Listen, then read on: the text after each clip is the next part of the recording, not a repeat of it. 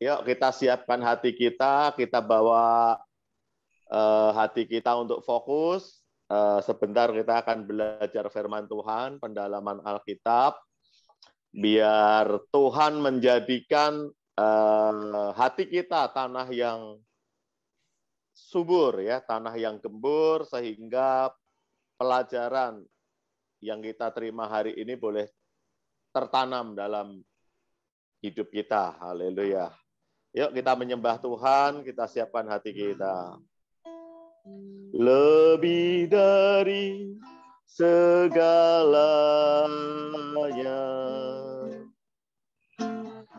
ku berharap padamu.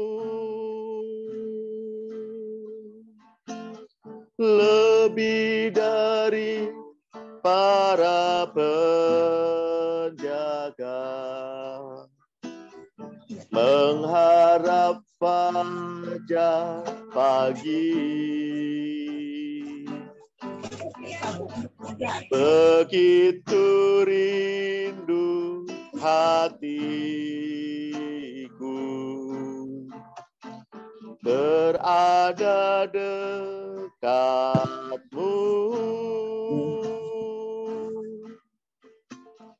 Alangkah dalam kasih-Mu memenuhi hidupku. Tenanglah jiwaku dalam naungan sayap-Mu,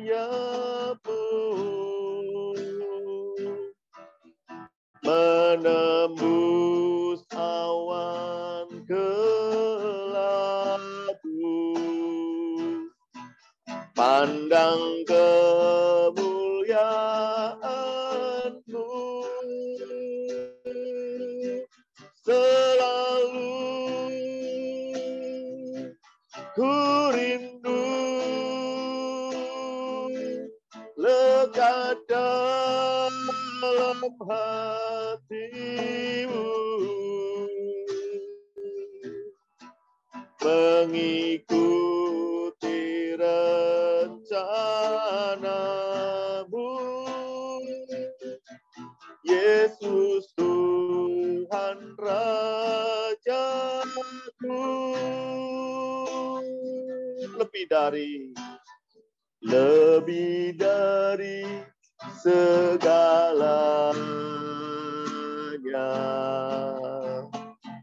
ku berharap padamu. Lebih dari para penjaga, mengharap fajar pagi. Begitu rindu hatiku berada dekat-Mu. Alangkah dalam kasih-Mu memenuhi hidupku. Tenanglah jiwaku dalam naungan sayap-Mu, menembus awan gelap-Mu, pandang kemuliaan-Mu. Selalu ku rindu lekat dalam hati-Mu, mengikuti rencana-Mu. Yesus Tuhan Rajaku, tenanglah, tenanglah jiwaku dalam naungan sayapmu, menembus awan gelapmu, pandang kemuliaan-Mu, selalu ku rindu lekat dalam hati-Mu, mengikuti rencana-Mu. Yesus Tuhan Rajaku, mengikuti rencana-Mu. Yesus Tuhan Rajaku. Mari kita sembah Tuhan. Uralayarala pasyadu, kinayarala barala, kinayarala pasyadi. Haleluya. Shirala pata kayarala pasyadi, kinayarala bu.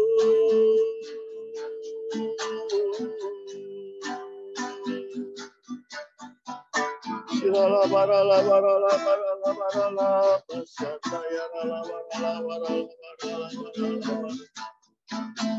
Shirala barala barala barala. Lebih dari segalanya kami merindukan-Mu. Lebih dari segalanya kami menanti-nantikan-Mu, ya Tuhan. Urala ya rala barala barala barala barala barala pasyati. Haleluya. Urapan-Mu turun mengurapi setiap kami. Shirala barala barala barala barala barala. Shirala barala barala masyandi.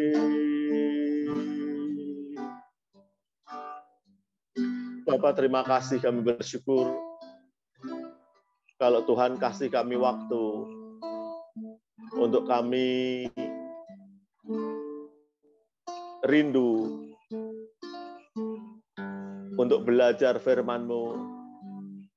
Biar kerinduan yang ada dalam hati kami makin hari makin besar, ya Tuhan. Karena kami tahu firman-Mu adalah kehidupan. Firman-Mu adalah kekuatan. Firman-Mu berkuasa. Sebab itu malam hari ini kami buka hati kami. Kami buka pikiran kami.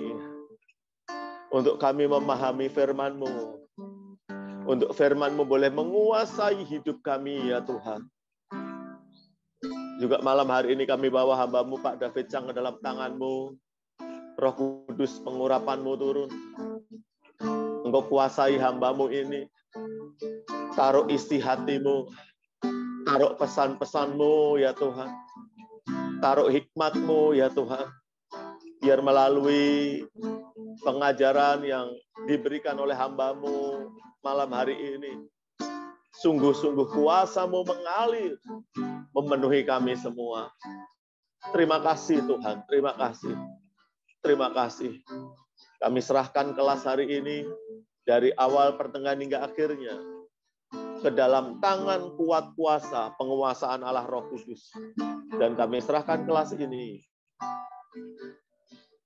di dalam tangan Roh Kudus. Biar Roh Kudus bebas berkarya, bebas berbicara, bebas melawat kami. Terima kasih Bapa, terpujilah nama-Mu. Dan di dalam nama Tuhan Yesus, kami pasang doa kami. Haleluya. Mari kita semua yang siap belajar, kita katakan amin. Ya, waktu selanjutnya saya persilahkan kepada Pak David. Oke, shalom saudara. Kita lanjutkan ke Ibrani 10. Sebelumnya saya ingin berdoa kepada Tuhan Yesus. Tuhan Yesus, kami datang dengan hati yang hancur ke hadapan hari ini. Sebagai rasa syukur kami atas apa yang telah Engkau lakukan terhadap kami. Terima kasih Yesus atas pengorbanan-Mu, sehingga kami dapat diperdamaikan dengan Allah dan juga dibebaskan dari belenggu dosa. Terima kasih Tuhan Yesus telah menanggung begitu banyak penderitaan demi kami, sehingga kami akan berdoa minta kekuatan-Mu, agar kami dapat memiliki kekuatan untuk hidup di dunia ini demi Engkau, Tuhan Yesus. Tuhan Yesus, biarlah iman kami diteguhkan atas kekuatan firman-Mu ini. Karena itu buka hati kami masing-masing, agar firman yang disampaikan dapat meneguhkan iman kami sambil menunggu kedatangan-Mu yang kedua kali, menjemput kami untuk keselamatan sampai selama-lamanya. Tuhan Yesus, selama kami masih ada di dunia ini, jauhkanlah kami daripada yang jahat, jauhkanlah kami daripada percobaan, karena Engkaulah yang punya kuasa kemuliaan kerajaan sampai selama-lamanya. Amin. Saudara, topik hari ini saya ganti bukan korban yang lebih baik, tapi saya ganti korban yang sempurna. Jadi Yesus Kristus dan korban yang sempurna, eksegesis Ibrani 10 ayat 1 sampai 39. Ya, ada di sini saudara. Habis itu kita akan masuk ke dalam praktikal, yaitu Ibrani 11 sampai 13, yaitu orang percaya harus hidup oleh iman. Saya bagi 3 video saudara, nanti saya akan tunjukkan. Kita mulai. Saudara, jika seluruh pekerjaan telah selesai di kayu salib dan seluruh hutang sudah terbayar, apa ya yang tersisa untuk kita lakukan? Tidak ada saudara, hanya iman kepadanya. Jadi Hudson Taylor, seorang evangelis untuk China, tahu jawabannya dan dia berlutut untuk menerima juru selamat dan pengampunan dosa sepenuhnya. Begitulah saudara, Ibrani 10 menekankan pengorbanan sempurna Yesus Kristus. Berbeda dengan pengorbanan yang tidak sempurna yang dipersembahkan di bawah perjanjian lama. Jadi imamat superior Tuhan Yesus termasuk dalam tatanan yang lebih baik, yaitu ordo Melkisedek, Ibrani 7, dan bukan ordo Harun. Itu berfungsi atas dasar perjanjian yang lebih baik, yaitu perjanjian baru, Ibrani 8. Dan di bait suci yang lebih baik, yaitu di surga, Ibrani 9. Tetapi semuanya ini, saudara, tergantung pada pengorbanan yang sempurna, yaitu Ibrani 10 yang merupakan tema dari bab ini. Untuk itu, sebelum saya masuk ke dalam pengajaran Ibrani 10, saya akan meninggikan Yesus Kristus dengan preview-preview sebagai berikut. Pertama, saudara, Charles Spurgeon mengatakan, seluruh teologi saya diringkas hanya menjadi 4 huruf, saudara, yaitu Yesus mati bagi kami, bagi saya. Yesus mati bagi saya. Seluruh teologi Alkitab hanya diringkas menjadi 4 kata, saudara. Yesus mati untuk saya. Karena Ibrani 10 ayat 14, sebab oleh satu korban saja ia telah menyempurnakan untuk selama-lamanya mereka yang ia kuduskan. Karena itu Rasul Paulus juga berkata, 1 Korintus 2 ayat 2, sebab aku telah memutuskan untuk tidak mengetahui apa-apa di antara kamu selain Yesus Kristus, yaitu Dia yang disalibkan. Supaya iman kamu jangan bergantung pada hikmat manusia, tetapi pada kekuatan Allah. Saudara, Yesus mengatakan sudah selesai. Artinya apa? Segala sesuatu telah dilakukan oleh Dia di kayu salib. Sungguh pun demikian kami memberitakan hikmat di kalangan mereka yang telah matang, yaitu hikmat yang bukan dari dunia ini dan yang bukan dari penguasa-penguasa dunia ini, yaitu penguasa-penguasa yang akan dibinasakan, yang akan ditiadakan. Tetapi yang kami beritakan ialah hikmat Allah yang tersembunyi dan rahasia yang sebelum dunia dijadikan telah disediakan Allah bagi kemuliaan kita. Yaitu dialah Tuhan Yesus, saudara. Keselamatan tidak ditemukan di dalam nama siapapun kecuali nama yang di bawah langit diberikan kepada manusia, di mana manusia dapat diselamatkan, yaitu Yesus Kristus. Jadi tidak ada penguasa dunia ini yang mengenalnya, sebab kalau sekiranya mereka mengenalnya, mereka tidak akan menyalibkan Tuhan yang mulia. Tetapi seperti apa yang tertulis, apa yang tidak pernah dilihat oleh mata, dan tidak pernah didengar oleh telinga, dan apa yang tidak pernah timbul dalam hati manusia, semua yang disediakan Allah untuk mereka yang mengasihi Dia. Apa itu? Ialah Tuhan Yesus yang telah disediakan Allah bagi mereka yang mengasihi Dia. Saudara, apakah yang para rasul beritakan? Di dalam seluruh kitab kisah para rasul, yang diberitakan adalah Yesus Kristus yang disalibkan, mati, dan bangkit. Mereka membawa keduanya dan menghadapkan mereka kepada mahkamah agama. Imam besar mulai menanyai mereka, katanya, dengan keras kami melarang kamu mengajar dalam nama itu. Namun ternyata kamu telah memenuhi Yerusalem dengan ajaranmu dan kamu hendak menangguhkan darah orang itu kepada kami. Tetapi Petrus dan rasul-rasulnya menjawab, katanya, kita harus lebih taat kepada Allah daripada kepada manusia. Artinya apa? Kita harus memberitakan Yesus, karena itu yang Allah suruh kepada kami. Ya, Allah nenek moyang kita telah membagikan Yesus yang kamu gantungkan pada kayu salib dan kamu bunuh. Jadi apa yang kisah Rasul beritakan? Yesus Kristus, saudara. Karena itu gereja harus mempunyai dasar di dalam Yesus Kristus. Yesus Kristus sebagai batu penjuru dari gereja. Karena itu dasar gereja yang tahan uji hanya di dalam Yesus Kristus. 1 Korintus 3 ayat 11-13. Karena tidak ada seorang pun yang dapat meletakkan dasar lain daripada dasar yang telah diletakkan, yaitu Yesus Kristus. Entahkah orang membangun di atas dasar ini dengan emas, perak, batu permata, kayu, rumput kering, jerami, sekali kelak pekerjaan masing-masing orang itu akan nampak. Karena hari Tuhan akan menyatakannya, sebab ia akan nampak dengan api, dan bagaimana pekerjaan masing-masing orang akan diuji oleh api.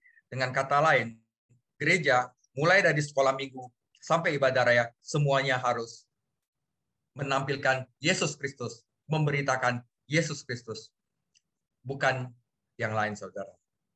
Oke, itu adalah preview untuk mendidikan Yesus Kristus.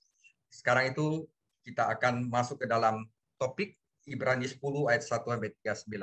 Yesus Kristus adalah korban yang sempurna. Jadi penulis Ibrani menyajikan 3 manfaat yang menjelaskan mengapa pengorbanan Yesus Kristus lebih tinggi dari pengorbanan perjanjian lama. Pertama, pengorbanan Kristus menghapus dosa sekali untuk selama-lamanya. Ibrani 10 ayat 1-10. Yang kedua, pengorbanan Kristus tidak perlu diulang. Ibrani 10 ayat 11-18. Dan yang ketiga, pengorbanan Kristus membuka jalan menuju Allah.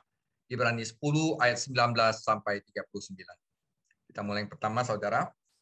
Firman Tuhan Ibrani 10 ayat 1-10. Di dalam hukum Taurat hanya terdapat bayangan saja dari keselamatan yang akan datang, dan bukan hakikat dari keselamatan itu sendiri. Karena itu, dengan korban yang sama yang setiap tahun terus-menerus dipersembahkan, hukum Taurat tidak mungkin menyempurnakan mereka yang datang mengambil bagian di dalamnya. Sebab jika hal itu mungkin, pasti orang tidak mempersembahkan korban lagi, sebab mereka yang melakukan ibadah itu tidak sadar akan dosa setelah disucikan sekali untuk selama-lamanya.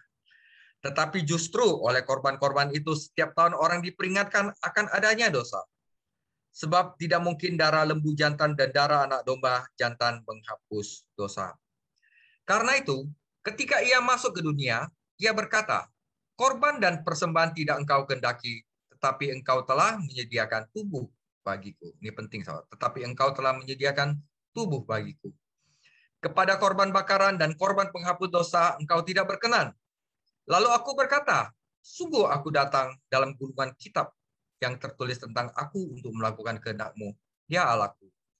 Dan di atas ia berkata, korban dan persembahan, korban bakaran, dan korban penghapus dosa tidak engkau kehendaki, dan engkau tidak berkenan kepadanya, meskipun dipersembahkan menurut hukum Taurat. Dan kemudian katanya, sungguh aku datang untuk melakukan kehendak-Mu. Yang pertama ia hapuskan, supaya menegakkan yang kedua. Dan karena kehendak inilah kita telah dikuduskan satu kali untuk selama-lamanya oleh persembahan tubuh Yesus Kristus. Jadi ingat saudara, ini adalah kutipan-kutipan dari Septuaginta. Tidak ada juga di dalam kitab Ibrani asli karena sudah dihapus, ya. Adanya di Septuaginta, ya. Nanti kan? Satu, pengorbanan Kristus menghapus dosa. Saudara, dosa tentu saja adalah masalah terbesar manusia. Tidak peduli agama apa yang dimiliki seseorang, jika tidak dapat mengatasi dosa, nggak ada nilainya, saudara. Secara kodrat, manusia adalah pendosa, dan karena pilihan, ia membuktikan bahwa kodratnya berdosa. Telah dikatakan dengan baik, kita bukan orang berdosa karena kita berdosa. Kita berdosa karena kita adalah orang berdosa. Jadi sejak awal, sejak kita lahir, the original sin, kita sudah berdosa. Dan kitab Roma 3 mengatakan bahwa bukan saja kita berdosa dengan pikiran atau perbuatan, tetapi seluruh aspek dari kita punya tubuh, pribadi, perasaan, jiwa, dan kehendak dan pikiran semuanya berdosa, saudara. Karena itu kita memerlukan pengorbanan yang sempurna. Ayat 1-4. Mengapa korban perjanjian lama lebih rendah? Bagaimanapun mereka ditabiskan oleh Tuhan dan berlaku selama ratusan tahun. Memang benar bahwa kadang-kadang orang Yahudi mengizinkan pengorbanan ini menjadi ritual kosong. Juga benar bahwa banyak orang yang tulus membawa persembahan mereka kepada Tuhan dan diberkati pada perjanjian lama. Tetapi sifat dari pengorbanan perjanjian lama membuat mereka lebih rendah. Hukum adalah bayangan dari hal-hal yang baik akan datang.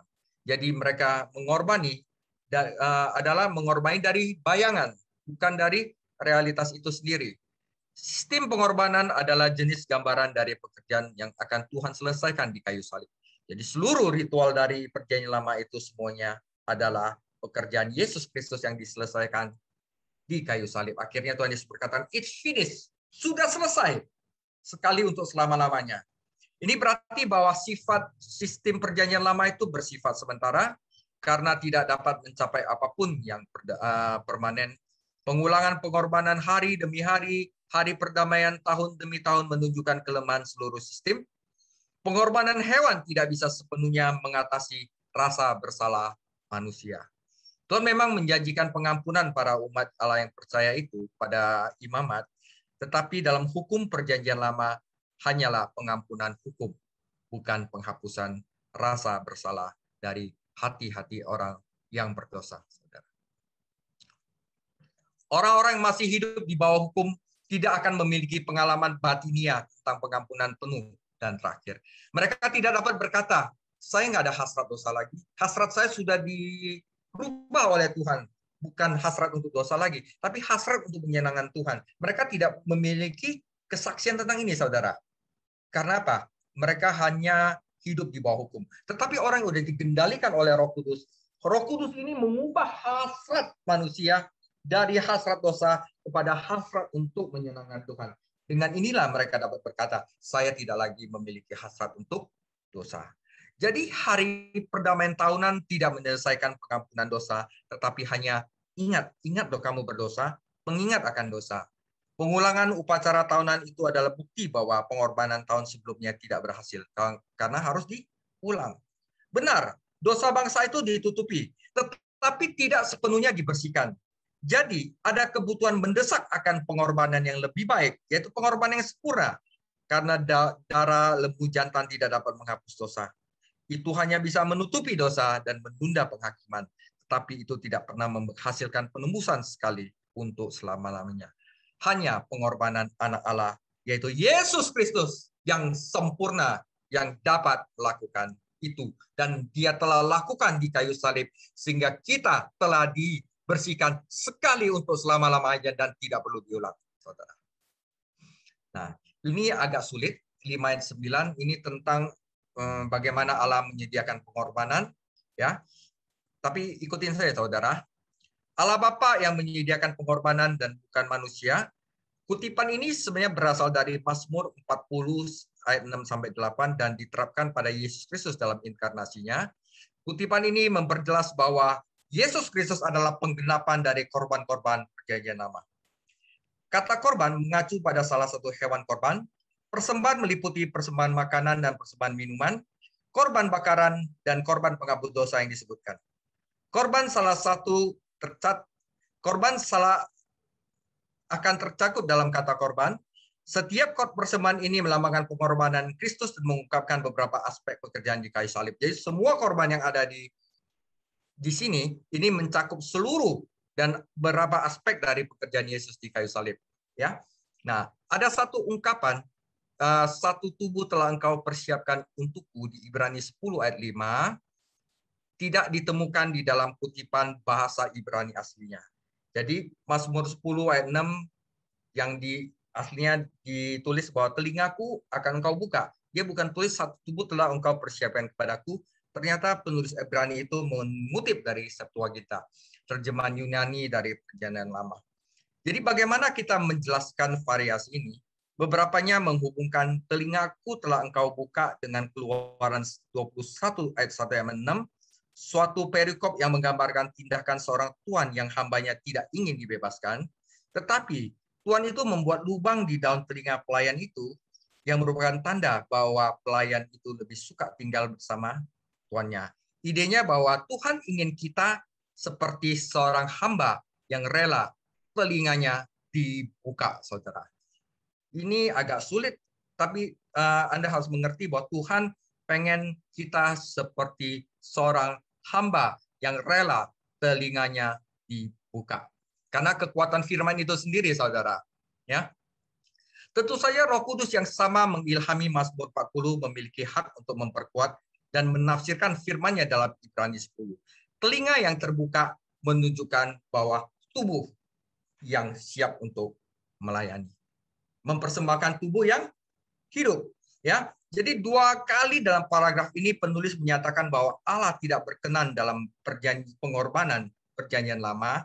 Dia nggak suka, bukan nggak suka, tidak berkenan ini maksudnya dia lebih suka ketaatan dalam mendengar dia dan mempersembahkan tubuh yang hidup dibandingkan korban bakaran. Ya, ini tidak menunjukkan bahwa korban-korban lama itu salah atau bahwa para umat yang tulus tidak mendapat manfaat dari menaati hukum Allah. Ini berarti bahwa Tuhan tidak menyukai pengorbanan seperti itu selain hati yang taat dari umat Allah. Jadi hati yang ingin mendengarkan, duduk diam di dalam hadirat Allah dan mempersembahkan korban yang hidup ke dalam hadiratnya. Itu yang Tuhan suka.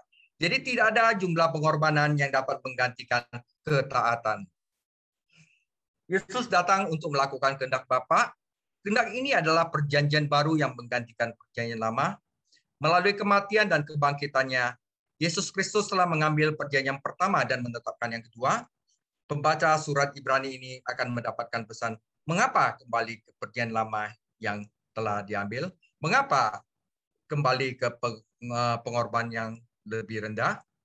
Nah, efektivitas dari pengorbanan lebih baik, orang-orang percaya telah dipisahkan, dikuduskan oleh persembahan tubuh Kristus sekali untuk selama-lamanya.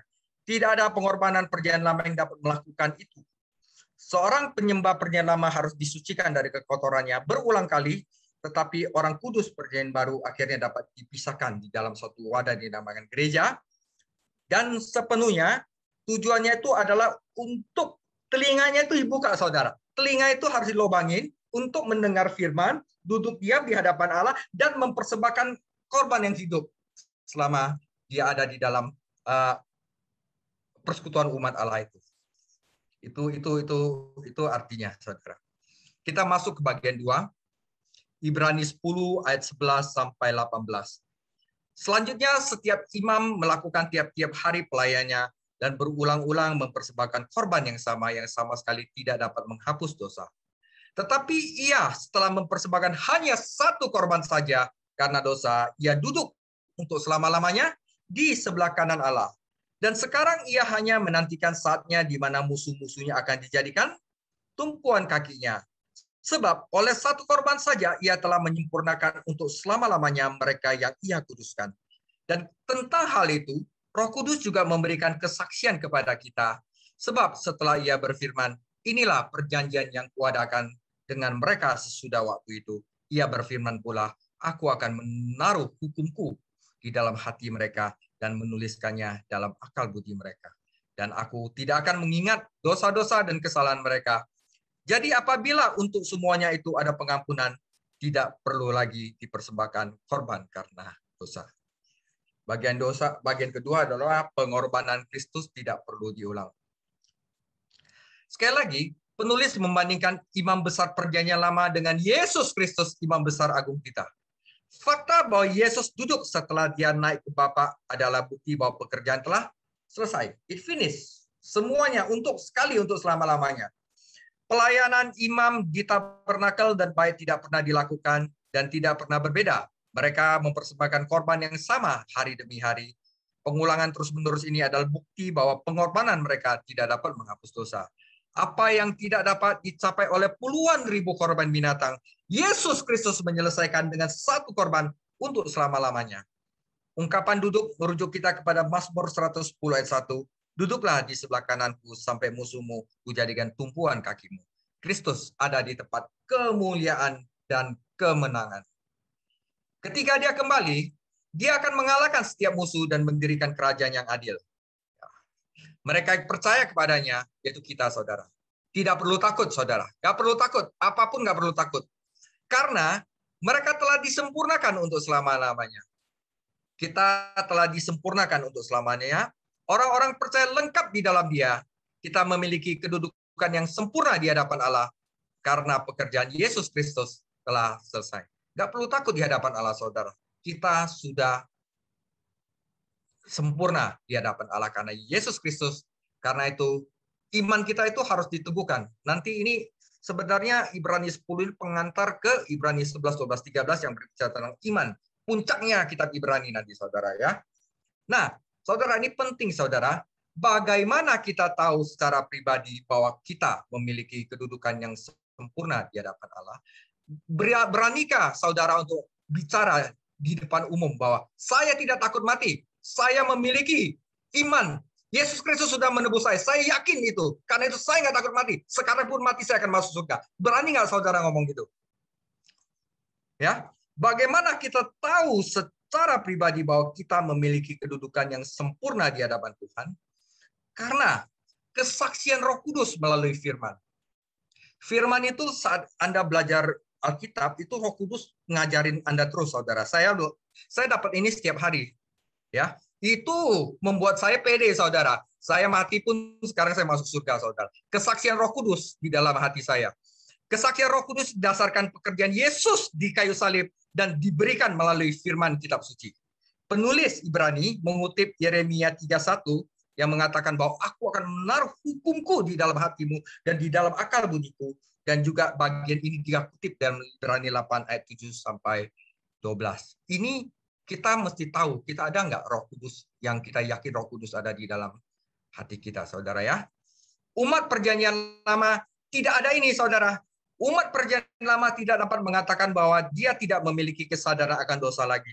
Tetapi orang percaya perjanjian baru dapat mengatakan bahwa dosa dan kesalahannya tidak diingat lagi. Tidak ada lagi korban penghapus dosa dan tidak ada lagi ingatan akan dosa. Ketika orang berdosa percaya kepada Kristus, semua dosanya diampuni, kesalahannya hilang, dan masalahnya diselesaikan untuk selama-lamanya. Ini semua pengantar akan iman, saudara, nanti. Ya, pengantar akan iman di Ibrani 11. Ya, jadi kita harus belajar ini dulu. Dan ini yang terakhir, saudara, Ibrani 10 ayat 19 sampai 39. Jadi saudara-saudara, oleh darah Yesus kita sekarang penuh keberanian untuk masuk ke dalam tempat kudus. Karena ia telah membuka jalan yang baru dan hidup yang baru bagi kita melalui tabirnya, yaitu dirinya sendiri. Dan kita mempunyai seorang imam besar sebagai kepala rumah Allah. Karena itu, marilah kita menghadap Allah dengan rendah hati, dengan hati yang tulus ikhlas, dan keyakinan iman yang teguh. Karena hati kita telah dibersihkan dari hati nurani yang jahat dan tubuh kita telah dibasuh dengan air yang murni. Marilah kita teguh berpegang pada pengakuan tentang pengharapan kita, sebab Dia yang menjanjikannya setia. Dan marilah kita saling memperhatikan supaya kita saling mendorong dalam kasih dalam pekerjaan yang baik.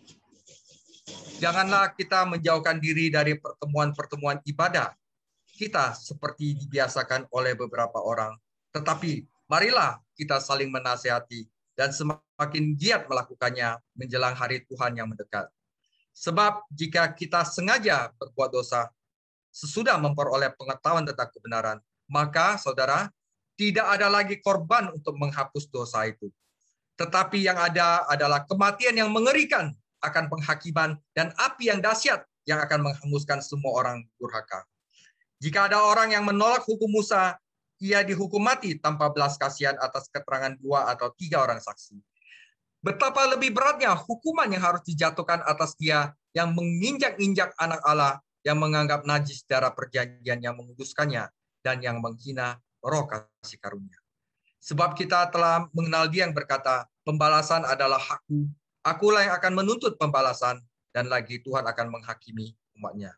Ngeri benar kalau jatuh ke dalam tangan Allah yang hidup. Ingatlah akan masa yang lalu, sudah kamu menerima terang, kamu banyak menderita oleh kamu bertahan dalam perjuangan yang berat, baik waktu kamu dijadikan tontonan oleh cercaan dan penderitaan, maupun waktu kamu mengambil bagian dalam penderitaan mereka yang diperlakukan demikian. Memang kamu telah turut mengambil bagian dalam penderitaan orang-orang hukuman, dan ketika harta kamu dirampas, kamu menerima hal itu dengan sukacita. Sebab kamu tahu bahwa kamu memiliki harta yang lebih baik dan yang lebih menetap sifatnya. Sebab itu, janganlah kamu melepaskan kepercayaanmu, imanmu, karena besar upaya menantinya. Sebab kamu memerlukan ketekunan, Ibrani 12 nanti, supaya sesudah kamu melakukan kehendak Allah, kamu memperoleh apa yang dijadikan itu. Sebab sedikit, bahkan sangat sedikit waktu lagi, dan ia akan datang, sudah akan ada tanpa menangguhkan kedatangannya. Tetapi orangku yang benar akan hidup oleh iman. Dan apabila ia mengundurkan diri, maka aku tidak berkenan kepadanya. Tetapi kita bukanlah orang yang mengundurkan diri dan binasa, saudara, tetapi orang-orang yang percaya dan yang beroleh hidup. Inilah bagian terakhir dari Ibrani 10, pengorbanan Kristus membuka jalan menuju Allah. Saudara, tidak ada umat perjanjian lama yang cukup berani untuk mencoba memasuki ruang Maha Kudus di tabernakel. Bahkan imam besar memasuki ruang Maha Kudus hanya setahun sekali. Tabir tebal yang memisahkan ruang kudus dan ruang Maha Kudus adalah penghalang antara manusia dan Tuhan. Hanya dengan kematian Yesus Kristus yang dapat merobek tabir itu dan membuka jalan menuju bait suci surgawi, tempat Allah bersembayang. Karena itu, ayat 19 sampai 25 adalah undangan yang murah hati dari Kristus agar kita bisa langsung menuju kepada Allah. Ya, undangan yang murah hati dari Kristus. Marilah kita mendekat, marilah kita berpegang teguh, marilah kita saling memperhatikan satu sama yang lain.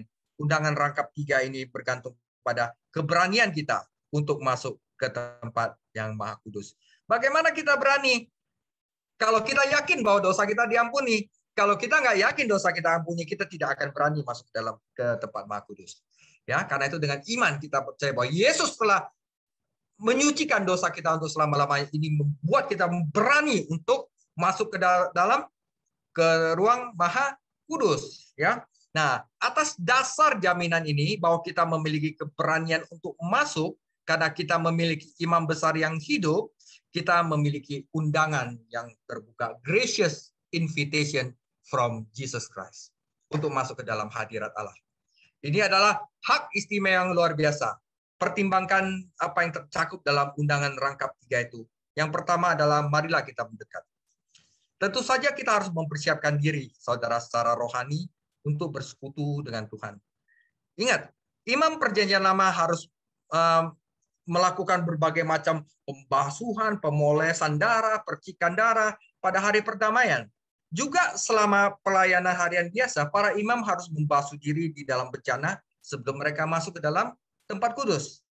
Orang perjanjian baru harus datang kepada Allah dengan hati yang murni dan hati nurani yang bersih.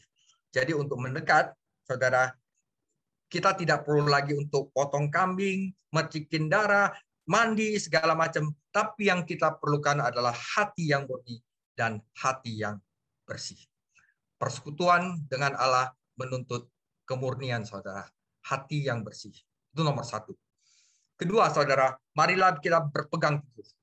Para pembaca surat ini tergoda untuk meninggalkan iman mereka tentang Yesus Kristus dengan kembali kepada imam perjanjian lama.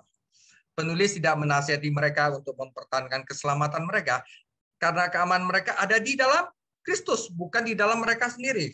Sebaliknya, dia mengundang mereka untuk berpegang teguh pada iman, harapan kepada Yesus Kristus dan tidak goyah. Ketika seorang percaya menaruh harapannya pada Kristus dan bersandar pada kesetiaan Allah, maka dia tidak akan goyah. Jangan melihat ke belakang seperti yang dilakukan oleh orang-orang Yahudi. Kita harus melihat ke depan untuk kedatangan Tuhan Yesus kedua kalinya. Yang ketiga, marilah kita saling memperhatikan. Jadi persekutuan dengan Tuhan tidak boleh egois, saudara. Kita harus bersekutu dengan orang Kristen lainnya di gereja lokal. Ya, rupanya beberapa orang percaya yang bimbang telah absen dari persekutuan gereja. Ya, mereka menjauh-jauhi ibadah seperti yang dilakukan beberapa orang. Jadi kesetiaan dalam kehadiran di gereja itu akan mendorong orang lain dan memprovokasi mereka, mengundang mereka, menyulut hati mereka untuk mencintai dan melakukan perbuatan baik. Jadi Anda waktu Anda masuk ke dalam persekutuan gereja itu sebenarnya memotivasi orang lain untuk mengikuti hal yang sama agar orang lain juga mendapatkan persekutuan di dalam tubuh Kristus. Jadi salah satu motif kuat untuk kesetiaan adalah kedatangan Yesus yang segera, karena kita harus berkumpul. Faktanya satu-satunya tempat lain kata yang diterjemahkan berkumpul digunakan dalam perjanjian baru, di mana diterjemahkan berkumpul dan berhubungan dengan kedatangan Yesus. Jadi apa yang kita lakukan dalam berkumpul sebenarnya itu kaitannya sangat besar dengan kita berharap akan kedatangan Kristus, saudara. Ya, jadi 3 kebajikan besar Kristen dibuktikan di sini adalah iman, harapan, dan kasih. Mereka adalah buah dari persekutuan kita dengan Allah di tempat kudus surgawinya. Ketiga, setelah 3 ini, saudara, muncullah yang namanya nasihat keempat dalam kitab Ibrani. Ya, nasihat keempat dalam kitab Ibrani adalah jangan menghina firman Allah. Ini adalah yang keempat dari 5 nasihat yang ditemukan dalam Ibrani. Ini ditulis untuk orang percaya dan mengikutinya secara berurutan dengan nasihat lainnya. Orang yang percaya mulai menyimpang, hanyut dari firman, dan akan segera mulai meragukan firman yang akan menyebabkan kekerasan hati. Segera ia akan menjadi tumpul terhadap firman dan akan menjadi malas dalam kehidupan rohaninya. Hal ini akan mengakibatnya penghinaan terhadap firman Tuhan yang merupakan tema dari nasihat. Ya, bukti dari menghina adalah dosa yang disengaja, saudara. Ya, bukti menghina firman Tuhan adalah dosa yang disengaja. Bentuk kata kerja ini menunjukkan bahwa Ibrani 10 ayat 26 seharusnya berbunyi, karena jika kita dengan sengaja terus-menerus berbuat dosa adalah sesuatu yang dilakukannya secara rutin, saudara. Nasihat ini tidak berurusan dengan satu tindakan, tetapi sikap mengarah pada dosa yang berulang-ulang.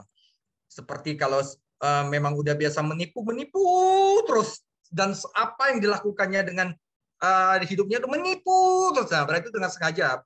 Kalau menipu sekali dengan tidak sengaja itu bukan terus-menerus, saudara.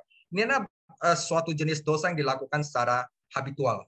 Ya, di bawah perjanjian lama tidak ada pengorbanan untuk dosa yang disengaja dan disengaja. Pokoknya lakukan langsung hukum Musa menghukumnya.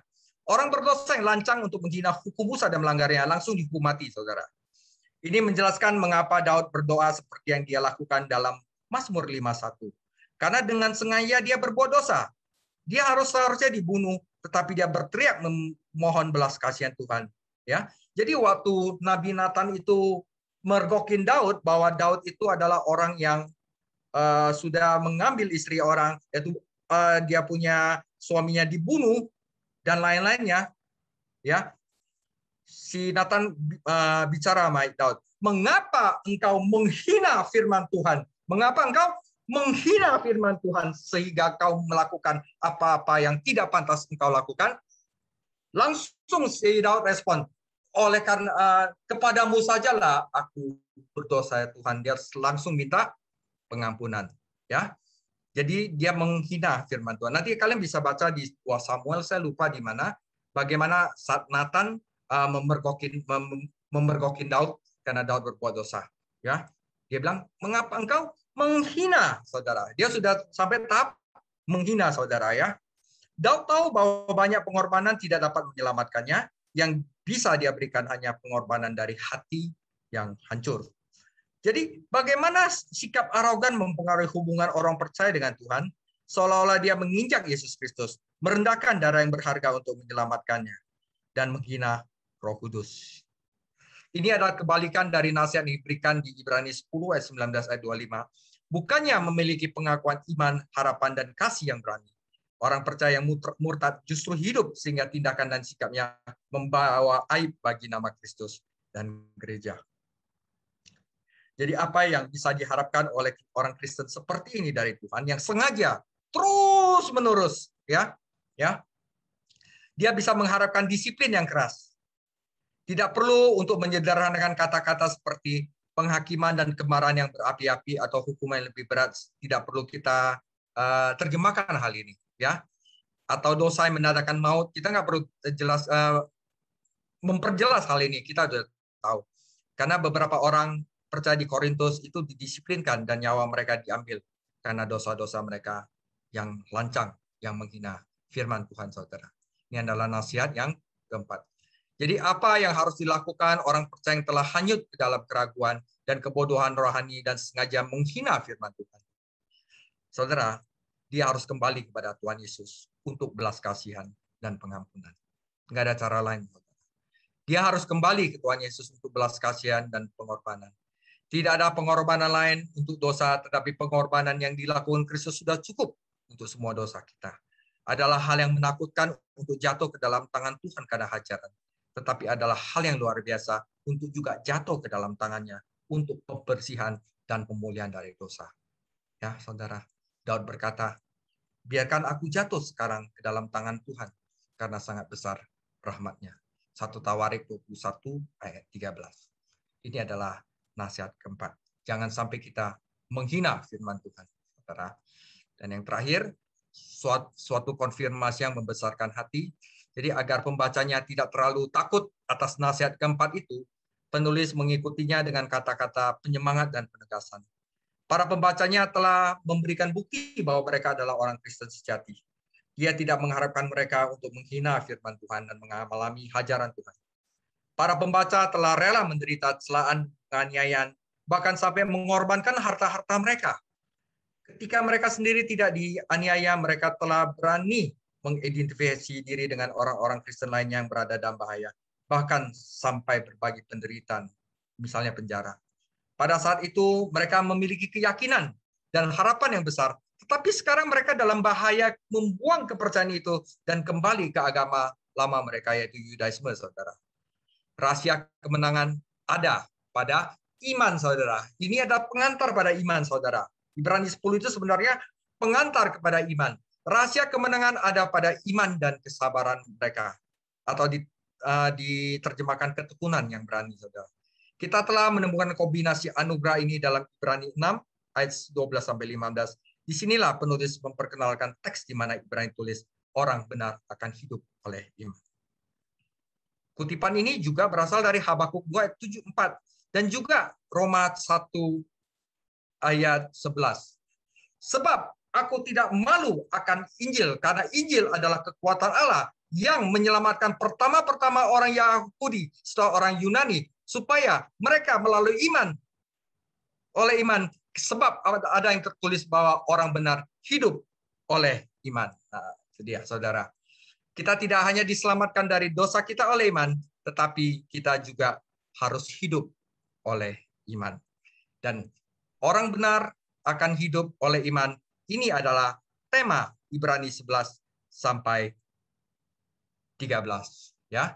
Jadi untuk penutup, dan juga pengantar Ibrani 11-13. Orang percaya yang hidup oleh iman akan berjalan menuju kesempurnaan. Ingat saudara, tetapi orang percaya yang hidup dengan melihat akan mundur menuju kebinasaan. Apa yang dimaksud dengan kebinasaan dalam konteks ini? Kata Yunani yang diterjemahkan kebinasaan digunakan 20 kali dalam Perjanjian Baru dan diterjemahkan dengan kata-kata berbeda. Dengan kata-kata tamat, beres, mati, kehancuran, sampah. Kata-kata itu bisa berarti penghakiman kekal atau sudah tidak berguna lagi, saudara ya. Jadi berjalan dengan iman berarti menaati firman Tuhan dan hidup bagi Yesus Kristus. Kita yang kehilangan hidup kita demi Dia, tetapi kita akan menyelamatkan hidup kita. Tapi kita bisa percaya diri. Kenapa? Saat kita berjalan dengan iman, Imam Besar Agung kita akan membimbing dan menyempurnakan kita, saudara. Demikian firman di Ibrani 10. Tuhan Yesus memberkati. Dan untuk topik 3 minggu ke depan setelah itu kita habis Ibrani, yaitu topik tentang iman. Yaitu topiknya adalah orang percaya harus hidup oleh iman. Bagian 1 sampai bagian 3. Bagian 1, 18 Agustus, Ibrani 11 ayat 1 sampai 40, iman sebagai kekuatan terbesar di dunia. Kita akan belajar definisi iman dan demonstrasi iman dari pahlawan iman. Yang kedua adalah bagaimana untuk mempertahankan iman. Kekuatannya dari mana? Yaitu Ibrani 12 ayat 1-29, kekuatan dari anak Allah, jaminan kasih Allah dan kemampuan yang datang dari kasih karunia. 3. Dan yang terakhir adalah Ibrani 13 ayat 1-20 adalah bagaimana bukti orang percaya hidup oleh iman. Yaitu orang yang menikmati persekutuan rohani dan orang yang menyerah pada kepemimpinan spiritual dan berbagi dalam ibadah rohani. Harus kesaksian, saudara, ya. Itu adalah bukti iman kalian dan orang yang mengalami Kristus dalam ibadah rohani. Setelah itu kita akan selesai kitab Ibrani. Demikian sharing saya. Tuhan Yesus memberkati. Haleluya. Terima kasih banyak Pak David. Rekan-rekan, kalau ada pertanyaan bisa langsung saja. Mumpung ada kesempatan. Nah, Ibrani 10 ayat 25 kan, janganlah kita meninggalkan pertemuan-pertemuan yang ada. Nah, kalau kita dengan sengaja meninggalkan itu termasuk menghina firman Tuhan juga kali ya. Betul nggak tuh? Enggak, Bu. Hah? Tapi kita tidak mempunyai iman yang cukup untuk keberanian untuk masuk ke dalam bait suci yang Maha Kudus itu. Kita masih ragu sebenarnya. Itu belum termasuk sengaja menghina, Bu. Tapi itu belum ada iman yang cukup untuk masuk ke dalam bait suci yang Maha Kudus. Ya, jadi mungkin di dalamnya ada keraguan gitu. Ya, yang diakibatkan karena apa? Tidak cukup untuk mendengar firman Allah. Iman dia tidak cukup karena kurang mendengar firman Allah, karena tidak mempunyai iman seperti itu untuk berani masuk ke dalam bait suci yang Maha Kudus. Karena salah satu tanda orang yang beriman adalah dia akan suka untuk bersekutu dengan orang-orang percaya lain. Gitu, Bu. Terima kasih atas pertanyaannya. Oh gitu ya. Jadi orang yang menjauhkan diri dari ibadah itu itu tanda bahwa mereka itu sebenarnya itu ya. Gitu ya. Oke. Jadi mereka nggak datang ibadah. Mereka harus datang ke ibadah supaya mereka memiliki iman yang cukup gitu ya. Iya. Iya. Oke. Jadi kalau kita nggak datang ibadah, sebenarnya kita rugi karena iman kita itu sebenarnya kita punya kesempatan untuk untuk membesarkan iman kita, tapi itu nggak kita pakai gitu ya. Benar, Bu. Jadi oke, itu salah satu manfaat ibadah ya. Jadi salah satu manfaat ibadah adalah ibadah kul, ibadah doa, pendalaman Alkitab, ibadah raya, itu menentukan pertumbuhan iman kita. Oke. Ya pantesan ya.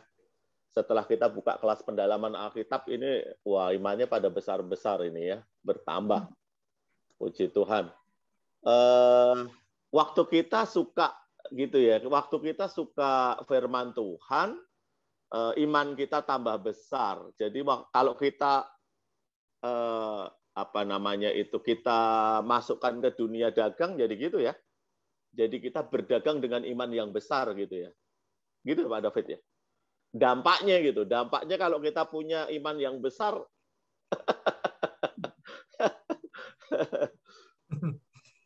gitu ya. Oke ya, jadi nyambung juga. Oke ya, kita akhiri rekan-rekan ya. Yuk kita siapkan hati kita, yuk kita akhiri ya. Kita naikkan pujian. Ku renungkan firman-Mu siang dan malam, ku pegang perintah-Mu dan ku lakukan. Engkau tahu ya Tuhan, tujuan hidupku hanyalah untuk menyenangkan hati-Mu. Ku renungkan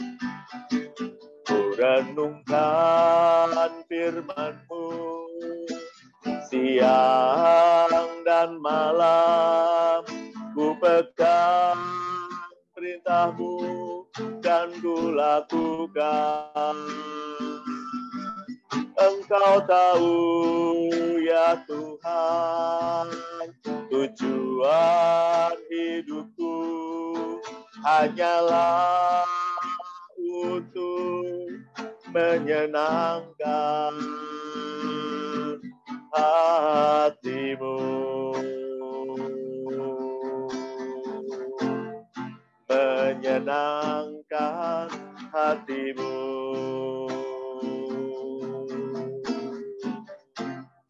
Menyenangkan hati-Mu. Haleluya. Ya, dan Pak Yas akan tutup kita dalam doa. Saya persilahkan.